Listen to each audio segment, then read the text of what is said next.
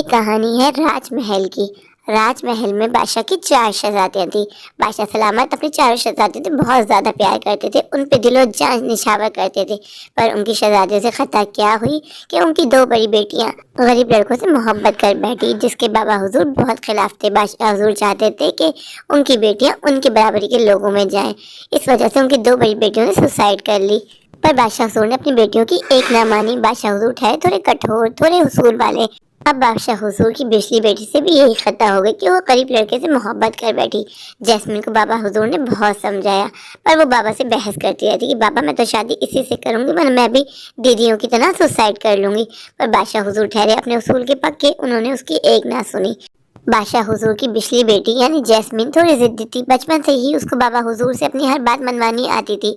उसको ऐसा लगता था कि बाबा हुजूर को वो इस बात पे भी राजी कर लेगी। पर जैस्मिन को इस बात का इल्म नहीं था कि बादशाह हुजूर इस बात पे कभी राजी नहीं होंगे। जैस्मिन के लिए बाबा हुजूर ने अपने बराबरी के लोग सलीम को पसंद कर रखा था और सलीम से जैस्मिन उतनी ही ज़्यादा नफरत करती थी। वक्त को ना ज़ाया करते हुए चलते हैं अपनी कहानी की तरफ और जानते हैं कि आज की इस मज़ेदार कहानी में क्या हुआ। बाबा हुजूर 2 मिनट ठहर के ठंडे दिमाग से मेरी बात तो सुनिए। आप जानते हैं जैस्मिन कितनी जिद्दी है। लैला चुप कर जाओ।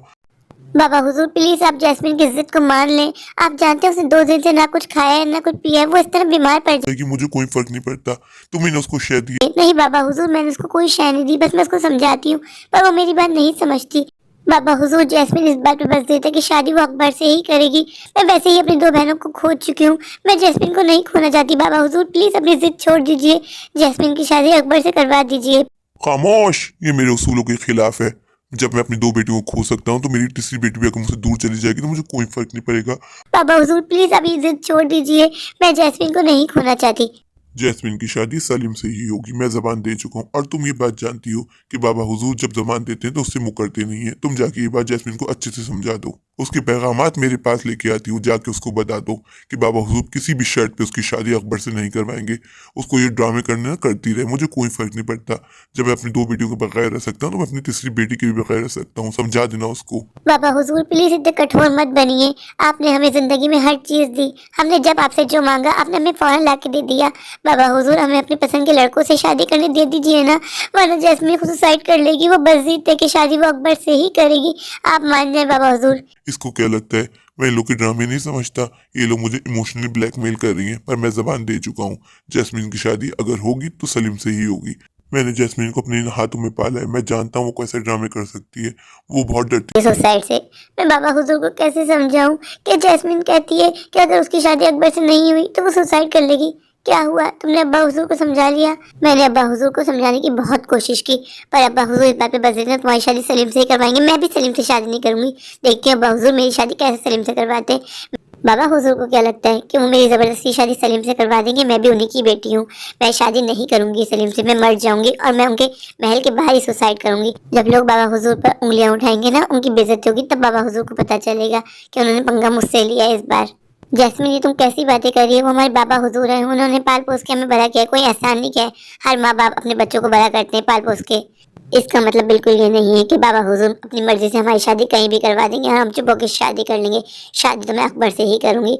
जब मैं पैदा हुई थी तो बाबा हुजूर गोद में लेके मुझे इसी महल में आए थे। आज मैं इसी महल के आगे जान दूंगी, फिर बाबा हुजूर को हमारी तकलीफ का एहसास होगा। उनको क्या लगता है वो अपनी मनमानी करते रहेंगे, अब उनकी एक नहीं चलेगी।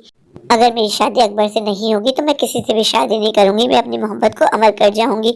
मैं इसी महल के आगे अपनी जान दे दूंगी और अपने प्यार को अमर कर दूंगी। फिर देखती हूँ बाबा हुजूर क्या करते हैं।